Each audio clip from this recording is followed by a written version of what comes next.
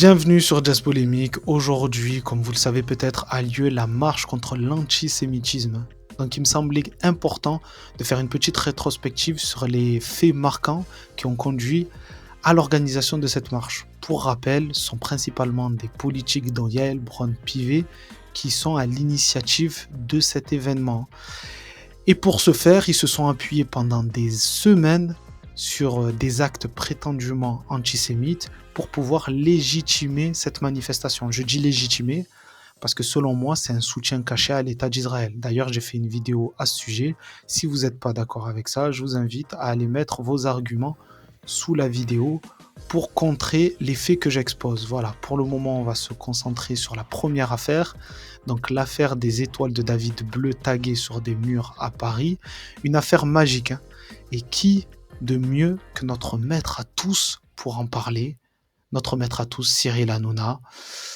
Donc je vous invite à vous abonner, à mettre un pouce bleu, à mettre un commentaire, et on y va pour le prêche de Cyril Hanouna et son valet Gilles Verdez. Ça, c'est des images qu'on croyait plus jamais revoir. Hein. Ça a été, je vous dis, ce matin, on s'est tous réveillés avec ces images.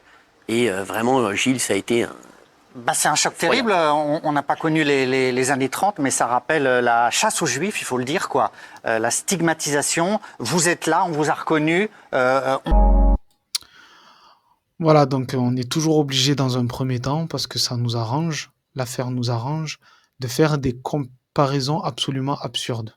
Voilà, mais c'est toujours le même procédé. Dans un premier temps, on fait des comparaisons avec les années 30, on extrapole, etc., etc. Et puis quand les faits remontent, les faits avérés, on commence à nuancer le propos et on n'a pas la même énergie pour diffuser la vérité. Ok. Mais pour l'instant, l'objectif de Cyril Hanouna à ce moment-là, c'est plutôt de surfer sur la vague. Elle est bonne, la vague, elle est grande. Il sort sa planche de surf, la meilleure, et commence à glisser dessus. Parce que vous allez voir, ça va servir ses intérêts. Et il va faire appel à l'émotion du téléspectateur et il va essayer de faire pleurer dans les chaumières en manipulant une pauvre dame. Moi, quand j'ai sorti, je n'arrivais pas à bouger. C'était même un voisin qui m'appelle. Il me dit, t'inquiète, je vais appeler la police. Parce que je restais, excusez-moi, un peu choquée. Allez, c'est normal. Je suis portugaise, je ne suis pas née juive ni quoi que ce soit. C'est ça. Et vous êtes, regardez comme vous êtes ému. Ça, oui, Il y a beaucoup de familles de confession juive dans votre immeuble? Pas autant que ça. Raté.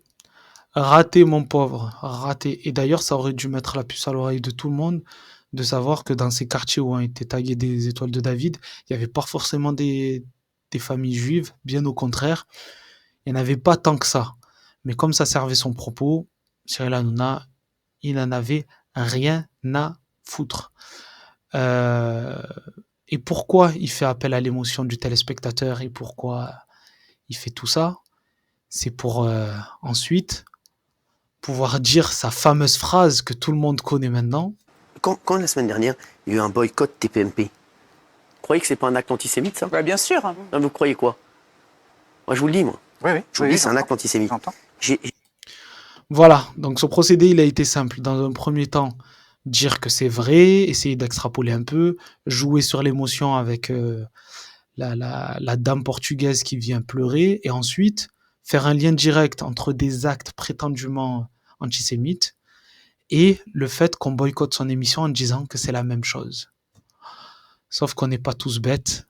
On n'est pas tous bêtes, Hanouna, désolé.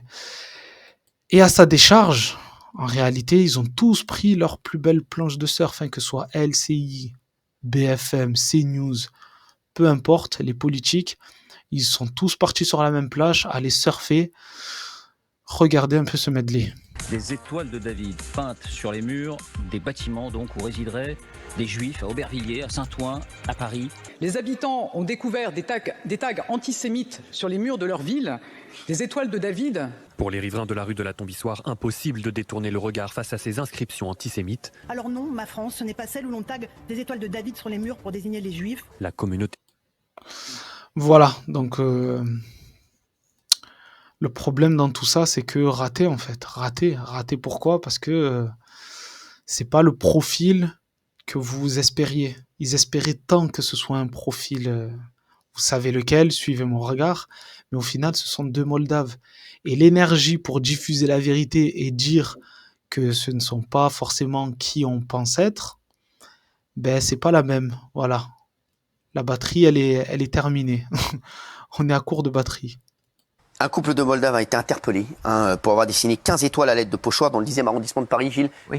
où on en est alors? Alors, ils ont été reconnus par un riverain, ils ont été interpellés. Ce sont des Moldaves donc de 33 et 29 ans. Alors, ils ont dit d'abord que quelqu'un leur aurait demandé de faire ça. Et Europe 1 a révélé donc qu'il y avait un commanditaire de nationalité russe. Maintenant, reste à savoir qui est cet homme et quelle était la motivation. Alors justement, on ne sait pas encore maintenant si ces tags ont pour but d'insulter le peuple juif ou d'en revendiquer l'appartenance, notamment puisqu'il s'agit de l'étoile bleue et non jaune. Il est nécessaire. Ça, vous le saviez depuis le début. Hein. Tu le voyais. Et encore plus Cyril Hanouna, qui, quand il veut, il est de confession juive et tout le monde le voit. Mais par contre, quand c'est pour essayer d'analyser un acte prétendu antisémite, des étoiles bleues à la place d'étoiles jaunes, là, non, il n'y a plus personne. Là, il n'y a plus personne. Et le problème dans tout ça, c'est qu'en réalité, ils savaient très bien qui c'est, mais ils le diront jamais. Vous voyez? Il me semble, hein, j'ai vu sur aucun extrait, parce que je regarde pas l'émission, mais dans aucun extrait, ils vont dire exactement qui est le commanditaire de tout ça. Et pourquoi? Pourquoi, à votre avis? Pour une raison très simple. L'homme qui est aujourd'hui suspecté d'être le commanditaire de cet acte, d'être à l'origine de cette affaire, eh bien, c'est un homme d'affaires moldave, âgé d'une 50aine d'années, prénommé Anatoly Pridzenko. Au sujet de l'opération en elle-même, de ces tags, l'homme dit la chose suivante. L'action à Paris a été menée par l'organisation de la communauté juive européenne Bouclier de David. Il affirme qu'elle n'avait pas pour but d'offenser ou de blesser négativement les sentiments de... Dis plus fort, mon gars. Dis plus fort que l'action à Paris a été menée par l'organisation de la communauté juive européenne Bouclier de David. Elle n'avait pas pour but d'offenser ou de blesser. Il faut le dire avec la même énergie. Voilà. Parce qu'en France, c'est magique. Hein. On transforme un acte de soutien envers la communauté juive ou Israël, j'ai envie de dire, je sais pas trop, en un acte antisémite. Salakadou, la magicadou, on transforme le propre en sale, la vérité en mensonge, on transforme tout. Voilà, l'inversion des valeurs. Donc il faut le dire fort. Et surtout, ce qui est choquant par rapport à cette affaire, qui a maintenant quelques semaines, hein, c'est que à ce moment-là, Gérald Darmanin, qui sait très bien tout ça, il le sait très bien, parce qu'il prend la parole 4 jours après que les Moldaves aient été arrêtés. Et voilà ce qu'il déclare au micro de plusieurs chaîne télé. L'antisémitisme est un poison qu'il faut combattre sur Internet, qu'il faut combattre politiquement.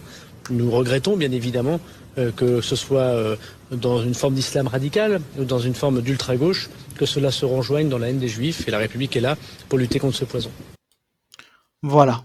Donc il va tout mettre sur les musulmans, l'extrême gauche, etc. À aucun moment, il parle de cette association-là européenne, Bouclier de David. Il le sait très bien, mais jamais il le dira. Normalement, il devrait démissionner. Dans un monde normal, dans un pays normal, il devrait démissionner.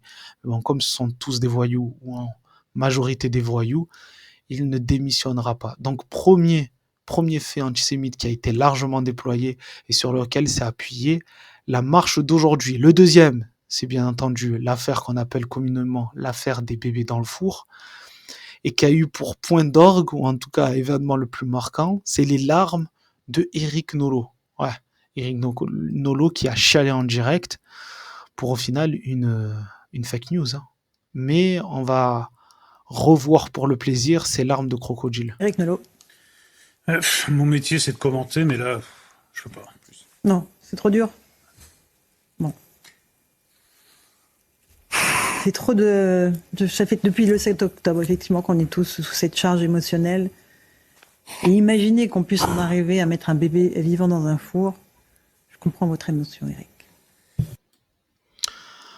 Voilà, donc Éric Nolot qui pleure, je l'ai traité dans une autre vidéo, où selon moi il a fait cette séquence surtout parce qu'il était au courant, hein, depuis le début. Depuis le début, il n'y a aucune source solide qui peut confirmer que cet événement a eu lieu. Aucune. Mais pourtant, toutes les chaînes télé ont surfé pareillement sur cette nouvelle en faisant en sorte que le grand public croit que ce sont des faits avérés.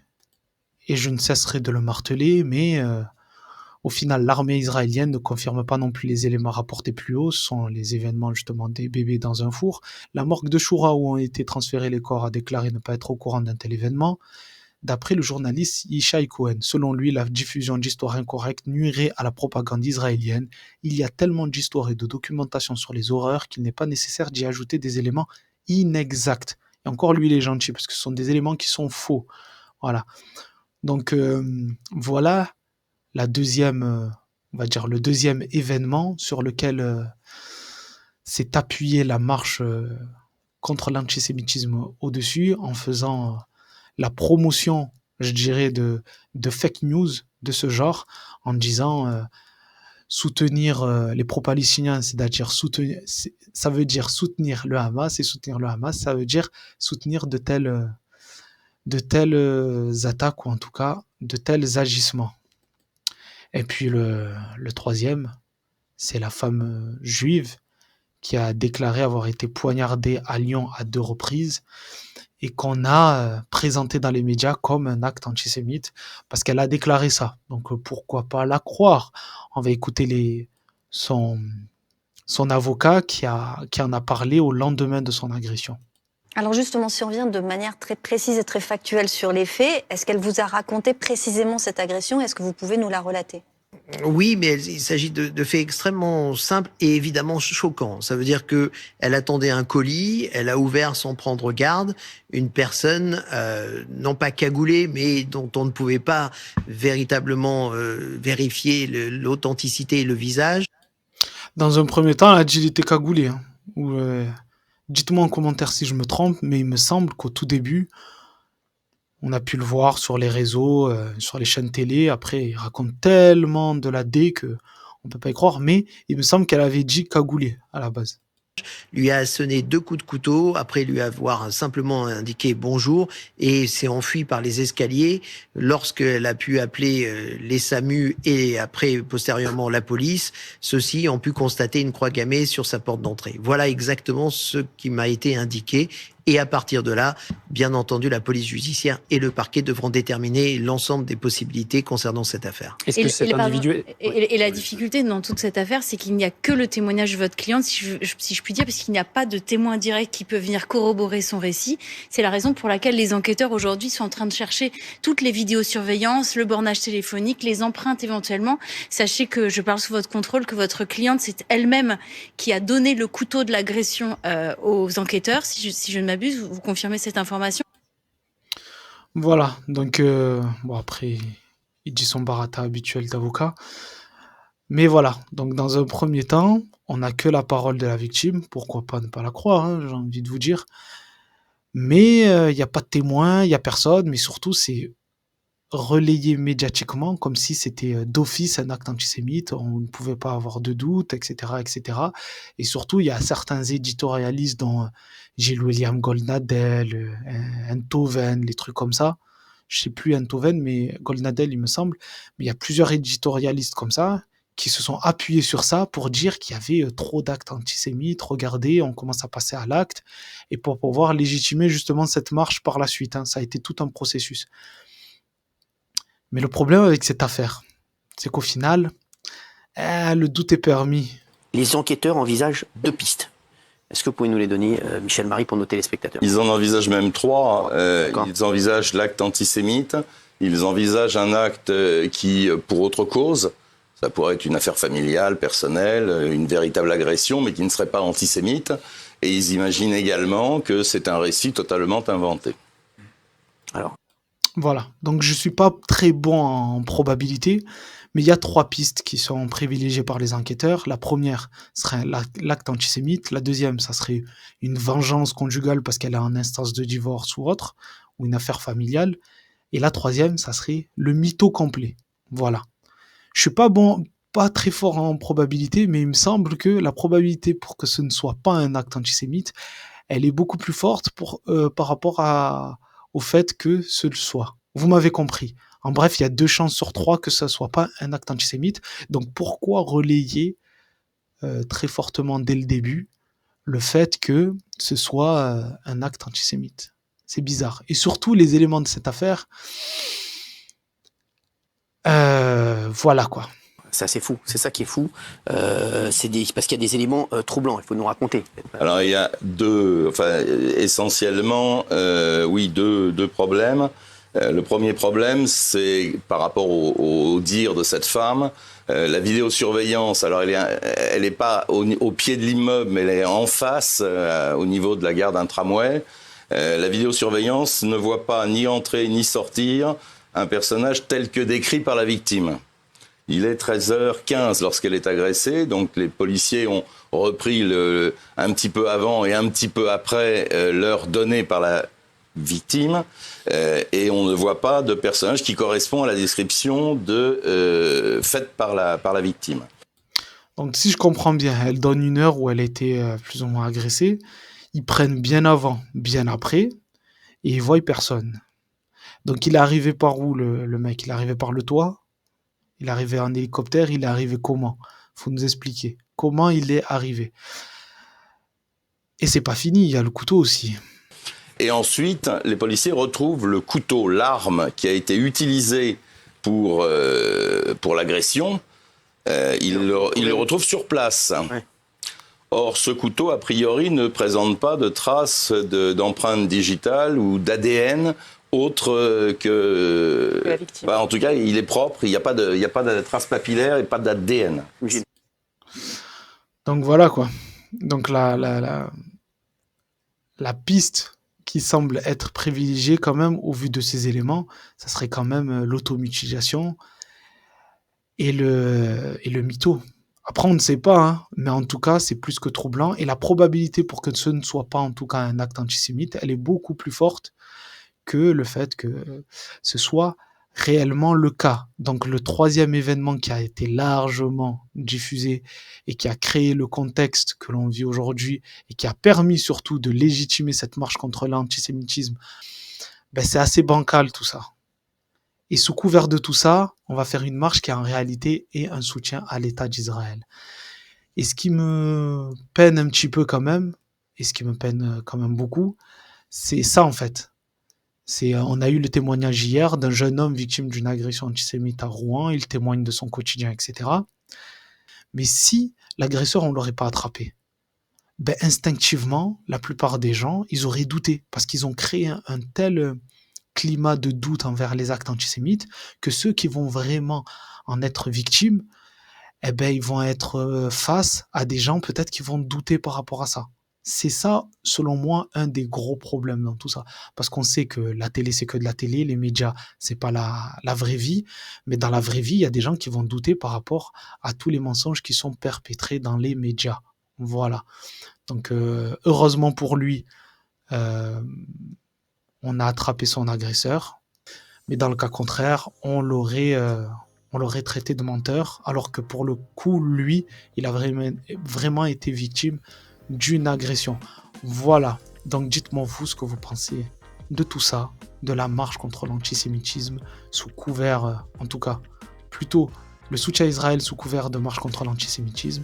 Dites-moi vous ce que vous en pensez en commentaire, partagez la vidéo, abonnez-vous, mettez un pouce bleu et dans la prochaine vidéo, on va parler de la sauce David Guiraud. David Guiraud qui a dit des vérités vraies et qui s'est fait mettre dans une sauce. C'est du délire. La sauce dans laquelle il est pimenté de ouf. Voilà. Dans tous les cas, on est ensemble. Prenez soin de vous. À la prochaine. Ciao.